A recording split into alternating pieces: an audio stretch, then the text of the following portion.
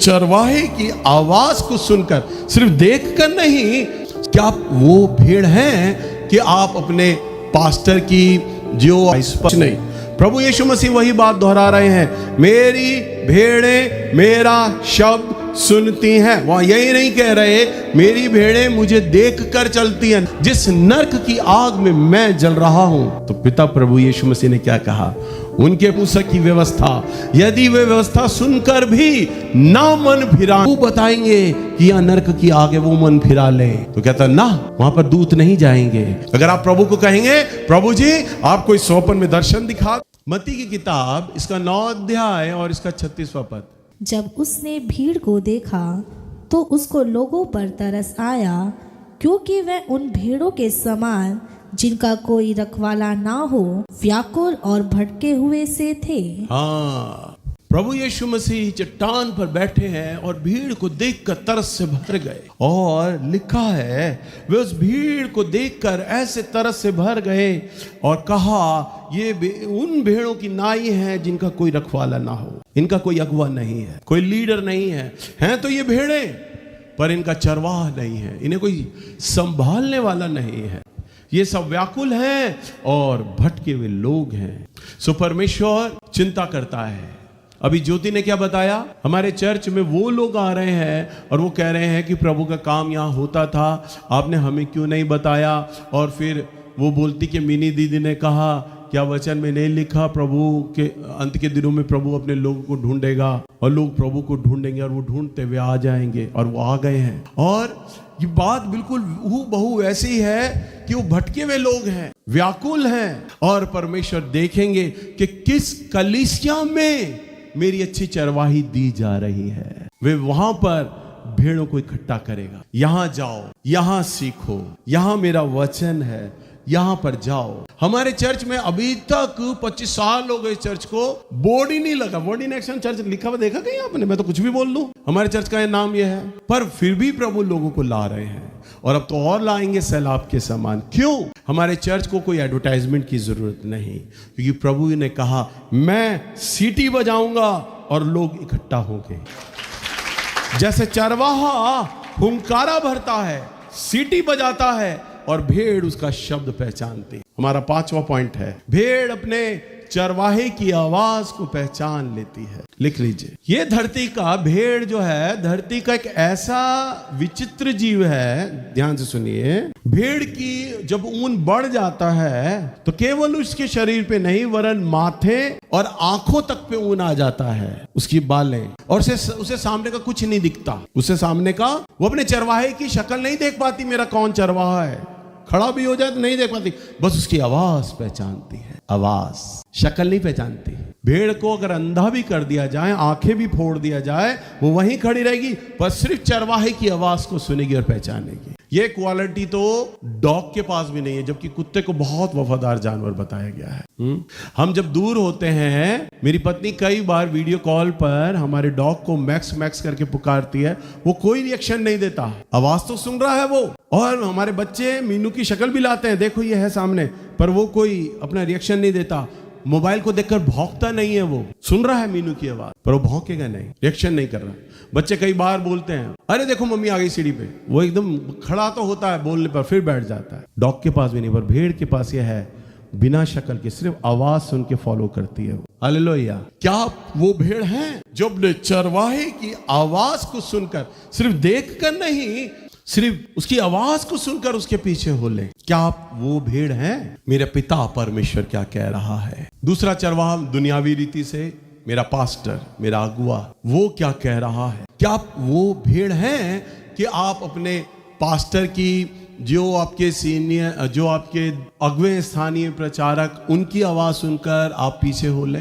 प्रभु यीशु मसीह ने कहा, यूहन्ना की किताब इसका 10 अध्याय और इसका 27 पद, मेरी भेड़ मेरा शब्द सुनती है, मैं उन्हें जानता हूँ और वह मेरे पीछे पीछे चलती हैं। क्या लिखा है? मेरी भेड़ें मेरा शब्द सुनती हैं। ये बात प्रभु यीशु मसीह ने एक पृथ्वी का उदाहरण देते हुए एक आत्मिक बात को हमें समझाया है। जिस प्रकार भेड़ अपने चरवाहे की शक्ल नहीं देखती, सिर्फ उसकी आवाज को फॉलो करती है, आवाज आती है वो वहीं पे चलती है, बस और कुछ नहीं। प्रभु यीशु मसीह वही बात दोहरा रहे हैं, मेरी भेड़ें मेरा शब्द सुनती हैं। वहां यही नहीं कह रहे मेरी भेड़ें मुझे देख कर चलती हैं, ना, वो ये कहते हैं मेरी भेड़ें मेरा शब्द सुनती हैं और मैं उन्हें जानता हूं। हालेलुया, कितनी अच्छी बात है कि प्रभु यीशु मसीह आपको जाने। और वो किसे जानेगा? बकरियों को। वो सिर्फ जानेगा तो भेड़ों को जानेगा। वो कहता है मैं उन्हें जानता, वो मेरी भेड़ें हैं, मेरा शब्द सुनती हैं और वो मेरे पीछे चल। बस 3 चीजें हैं, मेरा शब्द सुनती हैं, इसलिए मैं उन्हें जानता। इसलिए कारण यह है, क्या आप प्रभु की आवाज सुनते हैं? और प्रभु आपको यहां पर भी देख लेते हैं। क्या ये दुनियावी रीति से अपने चरवाहे की आवाज को देख लेते हैं? प्रभु कहेगा अगर तुम चरवाहे की आवाज को नहीं सुन रहे, सो जो दिखाई देता है उसको तुम नहीं सुन रहे, उसके पीछे नहीं चल रहे, तो जो ना दिखने वाला परमेश्वर है और ना सुनाई देने वाली आवाज है, उससे तुम कैसे सुनोगे और देखोगे? हालेलुया, समझ पा रहे हैं आप लोग? हम पढ़ते हैं ना एक दृष्टांत, लाजर मरा, वो पिता परमेश्वर के गोद में है, और एक सेठ मरा, वो नरक की आग में जलाया जा रहा है। वो प्रभु ने दृष्टांत दिया कि लाजर तो जो भिखारी था, सेठ के दरवाजे पर पड़ा रहता और झूठन खाया करता था, पर दोनों मरे। और लाजर तो पिता की अब्राहम की गोद में गया, परंतु जो सेठ है वो नरक की आग में है। सेठ ने विनती करी पिता से, हे पिता, होने दे, मेरे भाई लोग भी मेरी ही तरह कुकर्म कर रहे हैं जमीन पर। तू किसी दूत को भेज कि वो विश्वास कर लें, ताकि वे भी इस नरक की आग से बच जाएं, जिस नरक की आग में मैं जल रहा हूं। तो पिता प्रभु यीशु मसीह ने क्या कहा? उनके पास मूसा की व्यवस्था है, वो वहीं से उसे जान लेंगे, पढ़ लेंगे। उन्हें बताई जा रही है मूसा की व्यवस्था। यदि वे व्यवस्था सुनकर भी ना मन फिराएं, तो वे तेरे ही समान दंड को भोगेंगे। हालेलुया, यानी उन्हें भी याजक मूसा की व्यवस्था पढ़ा रहे हैं, वे दूतों पे विश्वास नहीं करेंगे, वे दूतों को नकार देंगे। सेठ कहता है तू दूतों को भेज दे, वो बताएंगे कि यहाँ नरक की आग है, वो मन फिरा ले। तो कहता ना, वहां पर दूत नहीं जाएंगे, वहां तो याजक लोग मूसा की व्यवस्था बता रहे हैं। वो उन व्यवस्था की पुस्तक को भी अगर मन ना फिराएंगे, तो वो यही तेरे ही समान को दंड भोगेंगे। और आपके सामने मैं याजक मूसा की व्यवस्था अर्थात परमेश्वर का कलाम, प्रभु का वचन मैं आपके सामने बता रहा। प्रभु जो न्याय करेंगे ना, वो इसी न्याय के अनुसार, इसी वचन के अनुसार जो आप सुन रहे हैं। अगर आप प्रभु को कहेंगे प्रभु जी आपको इस स्वप्न में दर्शन दिखा दें, दूत को भेज दें, तेरा सच्चा वचन क्या है, कलाम क्या है, प्रभु कहेगा मेरा वचन तो तुम्हारे हाथों में था, तुम्हें सुनाया भी जा रहा था, फिर भी तुमने मन ना फिराया। सो वो अपने दाहिनी ओर वाली बकरियों से बोलेगा कि तुम मेरे घराने में नहीं आ सकते, मैं तो सिर्फ अपनी भेड़ों को जानता हूं जो मेरी आवाज को सुन लेती है और पीछे चलती है।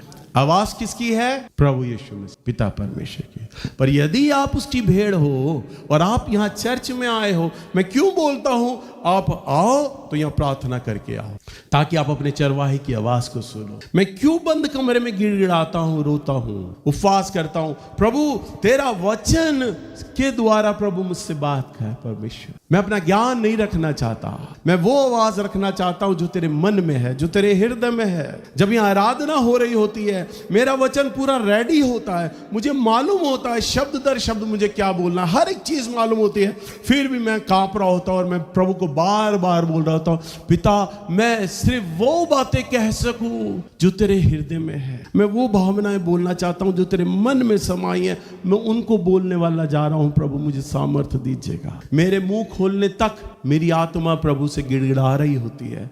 आप बोलना प्रभु, आप बोलना, आपका वचन होना चाहिए, आपका वचन होना चाहिए। और प्रभु कहते हैं जब तुम मेरे वचन को सुन रहे हो ना और नहीं मन फिरा रहे, तो तुम्हें भी वो दंड भोगना पड़ेगा। आप समझ पा रहे हैं?